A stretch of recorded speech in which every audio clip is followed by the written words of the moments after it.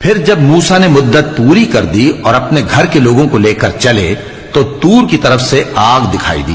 وہ اپنے گھر والوں سے کہنے لگے کہ تم یہاں ٹھہرو، مجھے آگ نظر آئی ہے، شاید میں وہاں سے رستے کا کچھ پتہ لاؤں یا آگ کا انگارہ لے آؤں تاکہ تم آگ تاپو۔ سو جب اس کے پاس پہنچے تو میدان کے دائیں کنارے سے ایک مبارک جگہ میں ایک درخت میں سے آواز آئی کہ اے موسیٰ، یہ میں ہوں اللہ، تمام جہانوں کا پروردگار، اور یہ کہ اپنی لاٹھی ڈال دو۔ سو جب انہوں نے دیکھا کہ وہ حرکت کر رہی ہے گویا سانپ ہے تو پیٹ پھیر کر چل دیے اور پیچھے مڑ کر بھی نہ دیکھا۔ فرمایا موسیٰ آگے آؤ اور ڈرو مت، تم امن پانے والوں میں ہو، اپنا ہاتھ گریبان میں ڈالو تو بغیر کسی عیب کے سفید روشن ہو کر نکل آئے گا، اور خوف دور کرنے کی غرض سے اپنے بازو کو اپنی طرف یعنی سینے سے ملا لو۔ یہ دو دلیلیں تمہارے پروردگار کی طرف سے ہیں فرعون اور اس کے درباریوں کے لیے، بے شک وہ نافرمان لوگ ہیں۔ موسیٰ نے کہا اے پروردگار، ان میں کا ایک شخص میرے ہاتھ سے قتل ہو چکا ہے، سو مجھے خوف ہے کہ وہ مجھ کو مار ڈالیں گے، اور ہارون جو میرا بھائی ہے اس کی زبان مجھ سے زیادہ فصیح ہے، تو اس کو میرے ساتھ مددگار بنا کر بھیج کہ میری تصدیق کرے، مجھے خوف ہے کہ وہ لوگ میری تکذیب کریں گے۔ فرمایا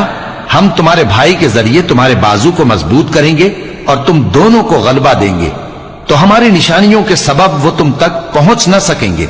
تم دونوں اور جنہوں نے تمہاری پیروی کی وہی غالب رہیں گے۔ پھر جب موسیٰ ان کے پاس ہماری کھلی نشانیاں لے کر آئے تو وہ کہنے لگے کہ یہ تو جادو ہے جو اس نے بنا کھڑا کیا ہے، اور یہ باتیں ہم نے اپنے اگلے باپ دادا میں تو کبھی سنی نہیں۔ اور موسیٰ نے کہا کہ میرا پروردگار اس شخص کو خوب جانتا ہے جو اس کی طرف سے ہدایت لے کر آیا ہے اور جس کے لیے عاقبت کا گھر یعنی بہشت ہے،